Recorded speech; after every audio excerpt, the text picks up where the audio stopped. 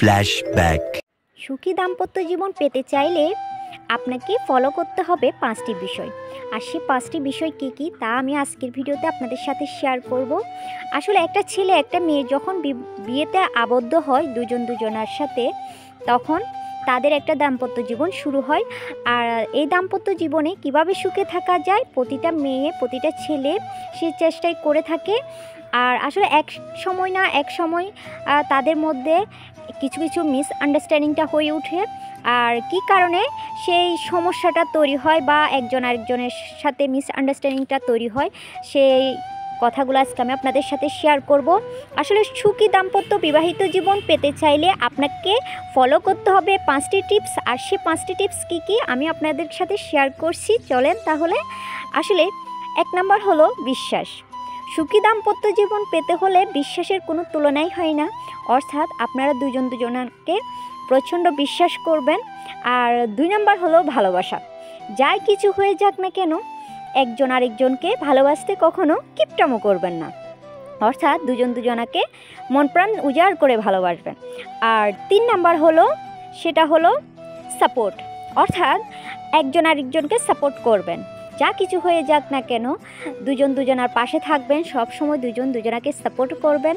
তাহলে দেখবেন আপনাদের বিবাহিত জীবন খুবই সুন্দর এবং খুবই একটা পরিপাটি সংসার আপনাদের তৈরি হবে। আর এই যে 4 নাম্বার আর যা কিছু হবে মুখে তালা দিয়ে সব কিছু মেনে নিতে হবে।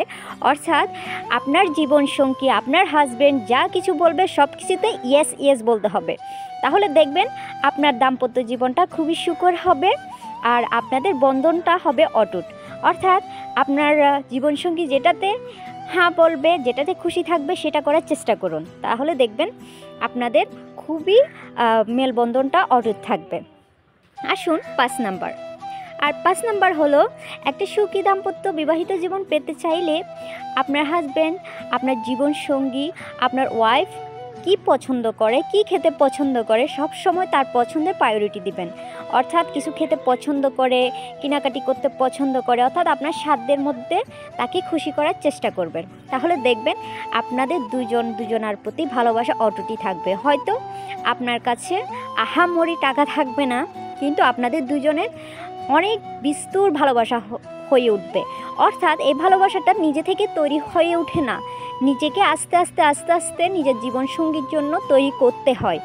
অর্থাৎ আমাদের জীবনে যা কিছু হয়ে যাক না কেন আমাদের জীবনসঙ্গী আমাদের পাশে থাকা সেটা খুবই একটা গুরুত্বপূর্ণ বিষয়।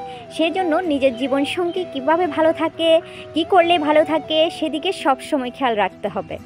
এই যে আজকে আমি আপনাদের সাথে সুখী দাম্পত্য বিবাহিত জীবনের 5টি টিপস বলে দিলাম। আর আপনাদের যদি আমার আজকের এই কথাগুলো ভালো লাগে প্লিজ আমার চ্যানেলটা সাবস্ক্রাইব করতে ভুলবেন না। আর এই যে দেখতে পাচ্ছেন এখানে আমার আপুর মেয়ে খুবই সুন্দর করে বসাচ্ছে। আর ছোটোবেলায় কারা এইভাবে বসাচ্ছেন প্লিজ কমেন্ট করে জানাতে ভুলবেন না।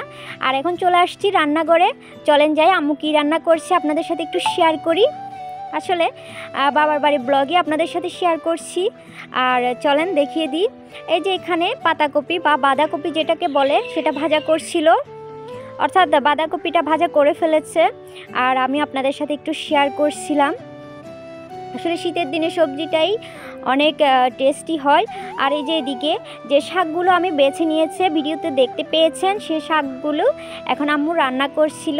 আসলে এগুলো আমাদের বাগানের শাক, নিজের গাছের তৈরি শাক, অনেক মজাদার হয়।